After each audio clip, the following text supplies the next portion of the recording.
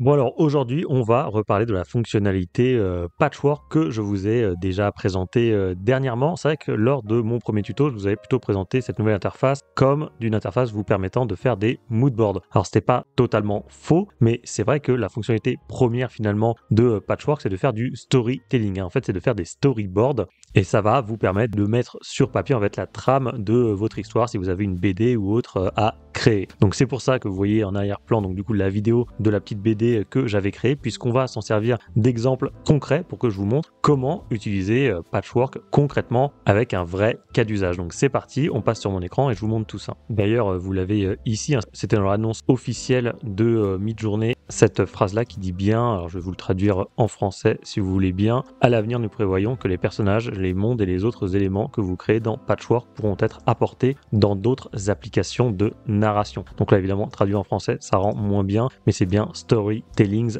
Apps, donc c'est bien effectivement une fonctionnalité pour créer des storyboards. Du coup, on va partir sur une page blanche comme ceci. Donc ça, c'est vraiment la base. Quand vous arrivez sur Patchwork, vous allez arriver sur un Canva comme ça, quasiment vide. Et donc, on va commencer à créer mon histoire en repartant du scénario que j'avais imaginé pour ma bande dessinée. Du coup, on va commencer tout de suite avec une petite astuce. C'est-à-dire que quand vous arrivez ici la première fois, donc vous avez ça c'est forcément le nom que vous avez donné à votre monde. Et bien ici, vous avez une petite note et vous pouvez donner déjà des indications qui vont se retrouver dans tous vos futurs prompts. Donc je vais vous montrer. Admettons que vous vouliez donner un style particulier, un SRF précis, et que vous vouliez travailler par exemple en Niji mode, donc le mode manga. Et bien vous pouvez mettre votre SRF ici et Niji 6. Et à ce moment-là, à chaque fois que vous allez créer un prompt, vous allez avoir ces paramètres qui vont apparaître à la fin de votre prompt. Donc ça va vous faire gagner du temps. Donc ça déjà, c'est la première chose que vous pouvez faire. Ce sera plus concret quand on va créer notre première image. Et maintenant, le but, ça va être de créer nos premiers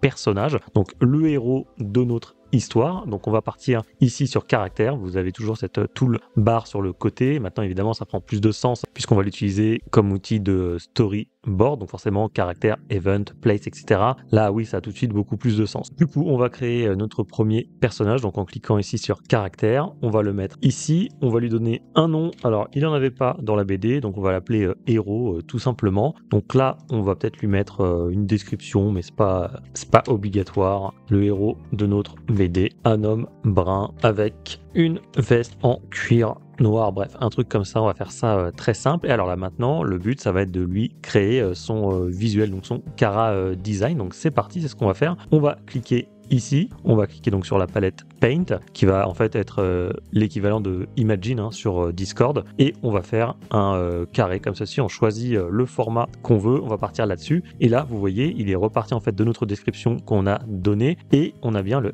SREF plus le Niji 6 qu'on avait mis ici sur cette petite case. Donc ça on le retrouve bien à chaque fois. Évidemment nous on va changer le prompt, je vais en mettre un autre, je vais rajouter des images de référence pour qu'il ressemble bien au personnage qui était dans ma bande dessinée. Voilà, donc j'ai bien mis la description, donc portrait d'un homme brun avec une courte barbe, avec les cheveux laqués en arrière, une veste en cuir noir. J'ai mis en CRF cette image-là, c'est celle que j'ai utilisée pour la création de ma bande dessinée, et je peux mettre un character weight à 0 si je veux, même si là ce sera pas forcément utile. Et évidemment on voit absolument rien sur cette visualisation, c'est quand même pas ouf en termes du X, ça n'a pas changé. Je lance la création, et là après vous allez comprendre ce qui va se passer. Donc déjà il va nous créer plusieurs images qui vont correspondre à la description que j'ai donnée. Donc on est censé retrouver mon personnage avec le style de référence habituel. Donc on va regarder ça ensemble et on va garder les images qui nous plaisent le plus. Et pour le coup je les aime bien toutes, sauf celle-là peut-être avec cette espèce de tache là sur la joue qui ne me plaît pas trop. Donc je la supprime.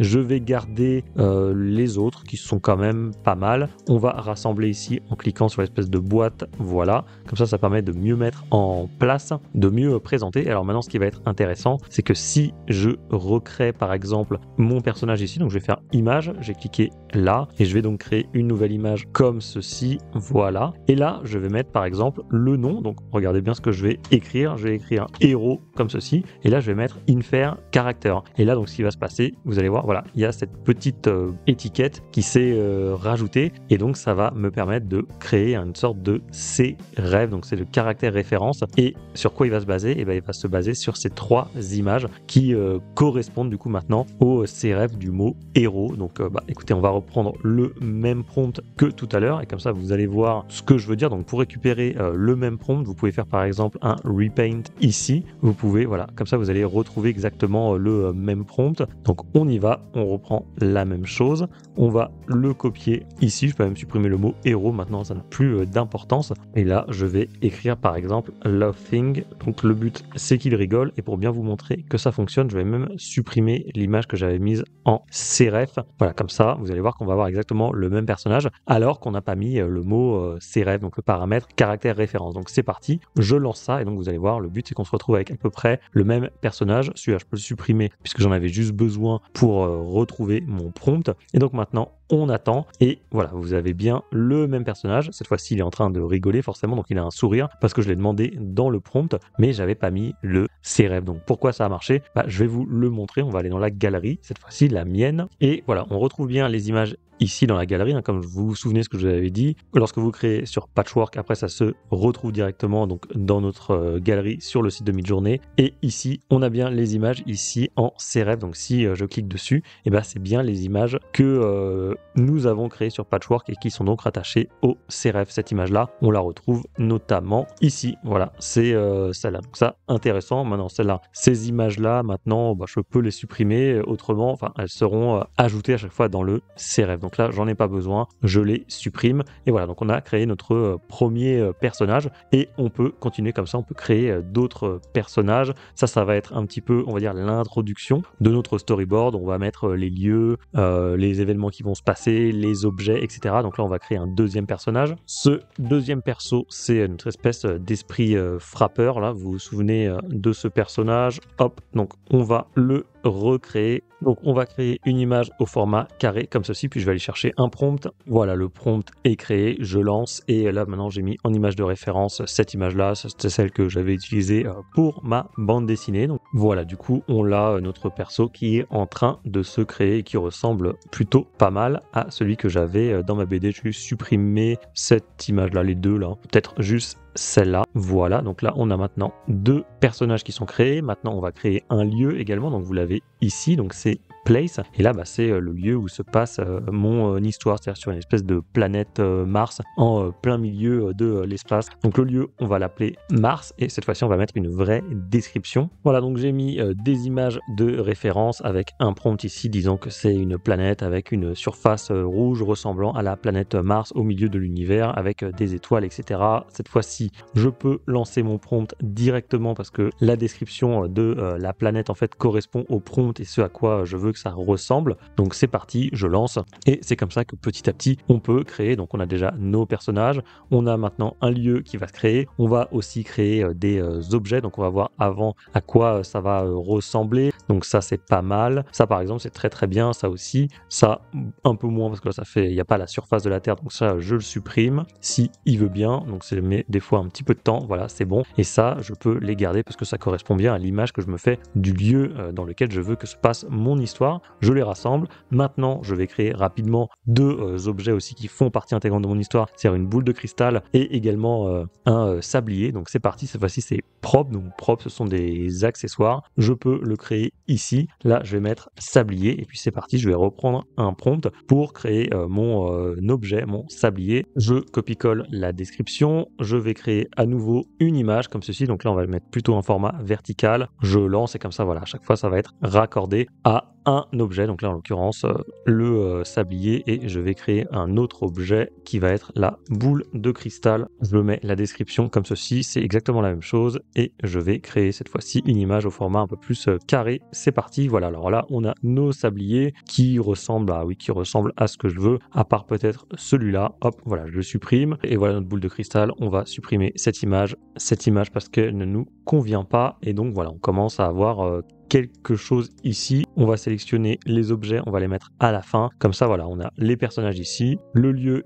ici et les accessoires à la fin. Et là, si on veut, après, on peut commencer à mettre quelque chose comme chapitre 1. Donc, vous avez des notes ici par exemple. Donc là ça pourrait être l'introduction. Alors c'est vrai que c'est pas très joli, ça manque un peu de mise en page, on voudrait avoir du gras peut-être ou des headings, quelque chose comme ça, mais n'oubliez pas qu'on est sur Midjourney, donc on peut aussi créer des images, c'est-à-dire qu'on peut créer quelque chose qui est seul comme ceci si vous voulez quelque chose d'un peu plus joli. Donc vous pouvez créer vous-même un petit truc un petit peu stylisé comme ceci, du style extreme close-up shot. Donc là vous créez un nouveau prompt, the word intro par exemple, comme là c'est l'intro qu'on est en train de faire, est écrit sur une notebook page, donc une page de cahier. Je vous conseille de mettre un paramètre en Q1, c'est-à-dire le paramètre par défaut normalement sur Midjourney, sauf que là sur Patchwork il y a un paramètre quality 0.5, donc je vous conseille plutôt de faire ça, et ensuite un style raw et pas un style rax bordel de merde, voilà comme ceci, et vous faites paint, et puis là après vous allez avoir un petit truc un petit peu stylisé. Normalement si Midjourney arrive à écrire, c'est pas son point fort, donc on peut regarder un peu ce qu'il nous a fait. Là c'est vraiment juste pour le fun, mais voilà, vous pouvez garder celle-là par exemple,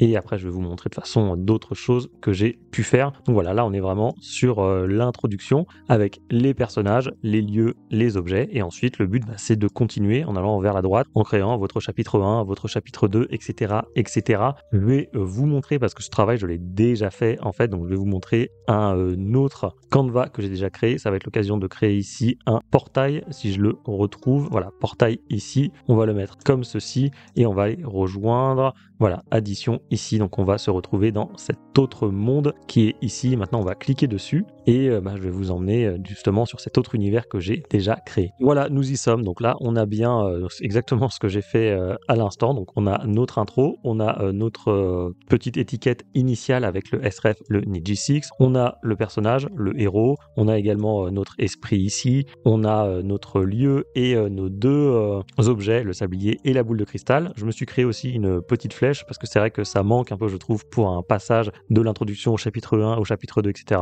Donc n'oubliez pas, vous êtes sur Midjourney, vous pouvez vous créer des flèches assez facilement, c'est un peu décoratif mais quand même. Et ensuite voilà, vous avez donc le chapitre 2 que j'ai créé avec une petite image, vous n'êtes pas obligé de le faire mais quand même. Ici j'ai créé un event, donc c'est ici, et l'event en question c'était l'esprit donc fait apparaître une boule de cristal dans sa main, donc c'est là où il va montrer au personnage certaines choses qui se passent dans le monde des vivants. Donc on a bien ensuite le prompt avec le personnage qui tient la boule de cristal. Ici apparition du sablier, on a pareil l'esprit avec son sablier, avec donc le sablier rempli de sable rouge. J'ai remis les mêmes objets puisque c'est ce qui apparaît en fait dans le chapitre 2. Nouvelle flèche. Ensuite, chapitre 3, ça c'est la scène qui se passe au cinéma. On a deux nouveaux personnages qui sont créés. Donc ce personnage, je vous le présente plus, vous l'avez déjà vu plein de fois. Ça c'est le BG, le beau gosse, pareil je l'ai créé. J'ai créé un autre lieu également, cette fois-ci c'est le cinéma. Et ensuite j'ai mis les personnages dans le lieu approprié. Donc ça c'est le chapitre 3, donc ça nous permet d'y voir un petit peu plus clair sur le déroulé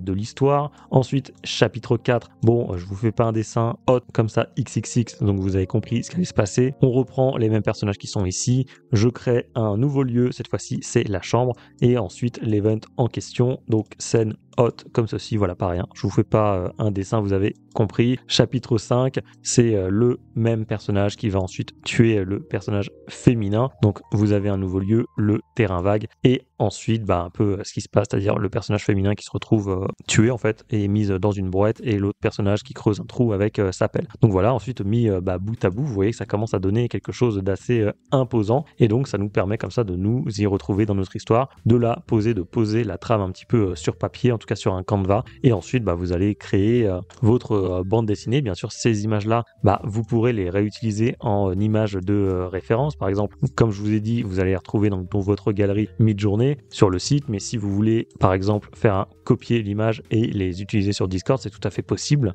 Là j'ai juste copié l'image, ensuite je vais faire un CTRL V, je vais la coller sur Discord, et ensuite je peux la réutiliser si je veux. Par contre je crois pas qu'on puisse faire un show avec le job ID pour ensuite pouvoir faire de l'inpainting, etc. Donc ça, pour le faire, je vous conseille plutôt de passer directement sur le site. Vous allez retrouver toutes vos images, et si vous ne les avez pas, il faut juste rafraîchir votre page. Vous voyez ici j'ai pas mes images, donc on rafraîchit et on les retrouve toutes ici. Voilà. Donc, je vais quand même vous donner quelques infos supplémentaires. Par exemple, si vous voulez que des gens viennent sur ce monde, eh bien, vous devez juste prendre l'URL ici et la partager. D'ailleurs, je pense que l'URL là de mon monde, ici, celui-là qui est terminé, je vais le mettre dans la description de la vidéo. Comme ça, vous pourrez y accéder. Et normalement, voilà, none. Je vais juste mettre view comme ceci, ce qui fait que normalement, vous pourrez voir le monde, mais vous ne pourrez pas interagir, supprimer, rajouter des choses, etc. Donc comme ça, vous pourrez voir un petit peu ce que j'ai fait. Vous devriez retrouver certains prompts. Normalement, je pense qu'on peut inviter maximum 100 personnes sur un monde. Donc bon, j'imagine pas le bordel que ça serait si jamais on était 100